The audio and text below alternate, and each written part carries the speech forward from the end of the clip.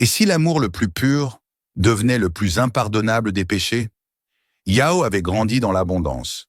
Sa mère, Hawa, était une femme d'affaires influente. Elle dirigeait plusieurs boutiques et possédait des biens immobiliers. C'était elle qui faisait tourner la maison. Son père, lui, était un homme humble, un instituteur qui faisait du mieux pour rendre heureuse sa famille. C'était un homme droit, respecté, aimé de ses enfants. Les disputes entre eux étaient infréquentes.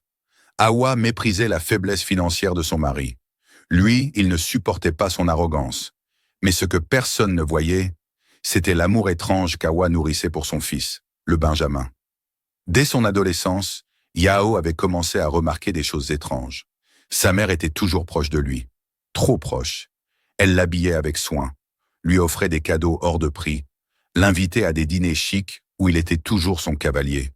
Elle lui murmurait des mots tendres, parfois trop tendres. Mais il ne se doutait de rien. Pour lui, sa mère était simplement fière de lui. Le père observait tout cela, et cela l'inquiétait. Un jour, Hawa franchit une limite. Elle usa de moyens occultes. Yao changea. Il ne s'intéressait plus aux filles, plus à personne, seulement à sa mère. Et c'est là que tout bascula. Son père et ses frères et sœurs comprirent enfin ce qui se passait. Ils furent horrifiés. Une nuit, après une énième dispute, le père prit une décision radicale. Il rassembla ses enfants aînés. « Nous devons partir. » Hawa les laissa partir sans un mot. Elle avait ce qu'elle voulait, son Benjamin, son prince, rien qu'à elle.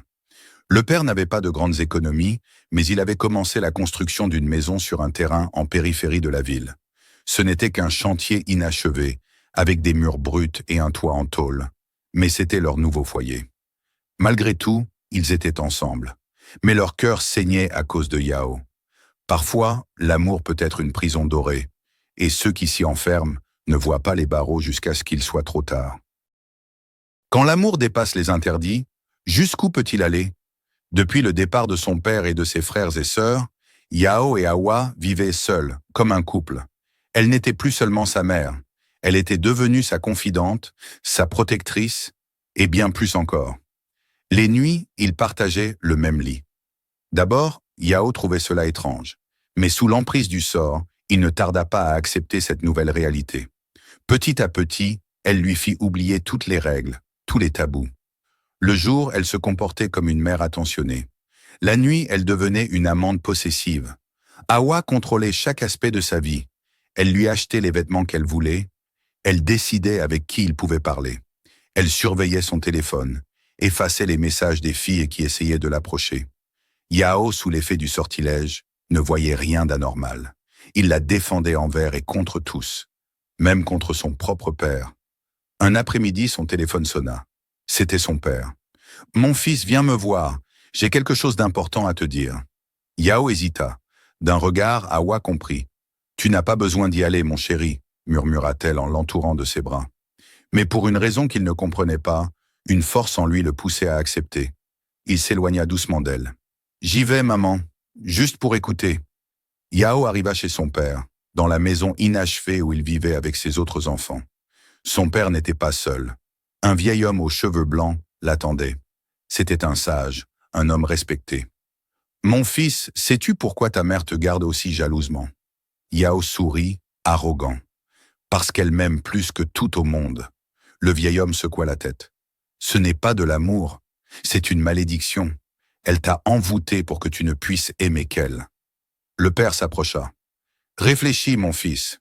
Depuis combien de temps n'as-tu pas regardé une autre femme? Depuis quand n'as-tu plus envie de sortir, de vivre ta propre vie? » Les souvenirs affluèrent. Les nuits passées avec Hawa.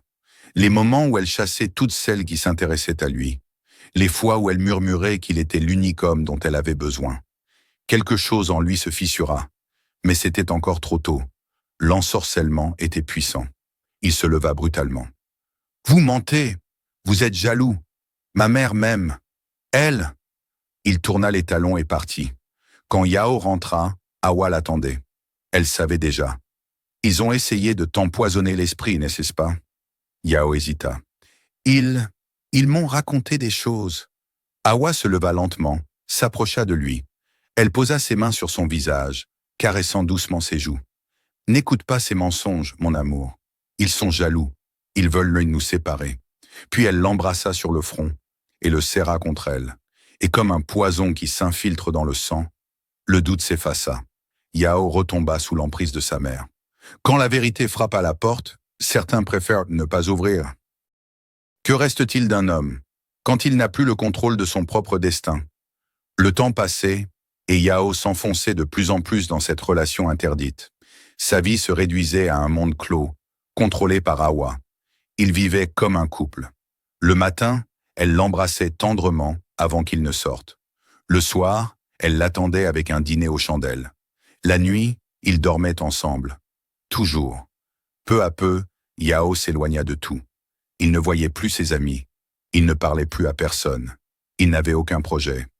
Un jour, une ancienne camarade d'université l'arrêta dans la rue. « Yao, ça fait longtemps. On ne te voit plus, tu deviens quoi ?» Il hésita, perdu.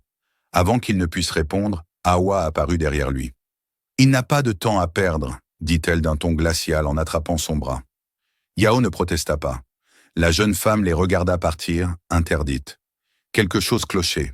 Mais si Awa contrôlait tout, il y avait une chose qu'elle ne pouvait pas maîtriser. Les rêves de Yao. Depuis quelques jours, il faisait des cauchemars. Des visages flous l'appelèrent dans le noir. Son père, son frère, ses sœurs, et surtout une silhouette effrayante. Une femme voilée de noir, au regard perçant. Une nuit, il se réveilla en sursaut, en sueur.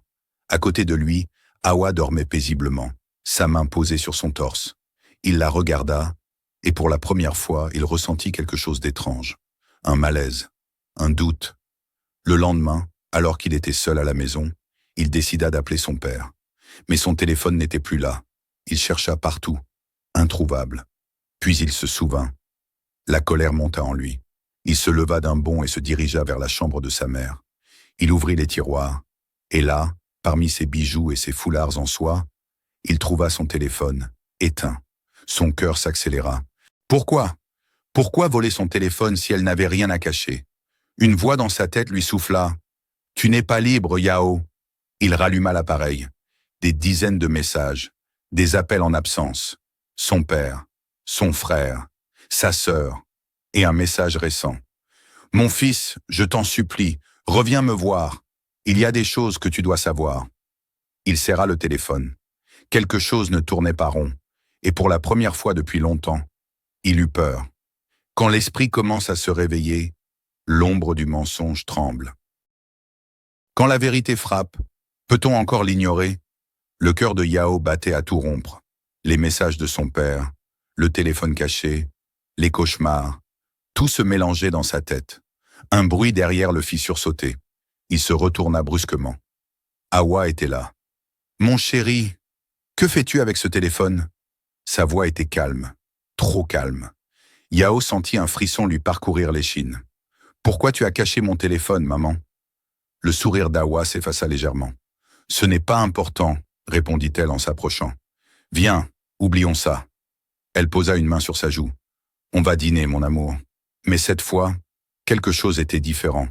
Yao ne se laissa pas envoûter. Il fit un pas en arrière. « Je dois voir mon père. » Elle comprit que quelque chose lui échappait. Et pour la première fois, elle perdit son calme. Awa attrapa brusquement son bras. « Tu n'iras nulle part !» Sa voix était sèche, froide. Elle serra son poignet, ses ongles s'enfonçant dans sa peau. « Tout ce que j'ai fait, c'était pour toi, Yao. Je t'ai tout donné. Et toi, tu veux me trahir ?» Le regard de Yao vacilla. Son cœur lui disait de fuir. Mais son esprit était encore sous emprise. Puis il pensa à son père, à sa vraie famille. Et soudain, quelque chose se brisa en lui. Il arracha son bras de l'emprise d'Awa. « Laisse-moi partir !» Sans attendre, Yao tourna les talons et sortit en courant. Awa hurla son nom. Mais il ne se retourna pas. Il courut, jusqu'à la petite maison de son père. Quand il frappa à la porte, il était à bout de souffle.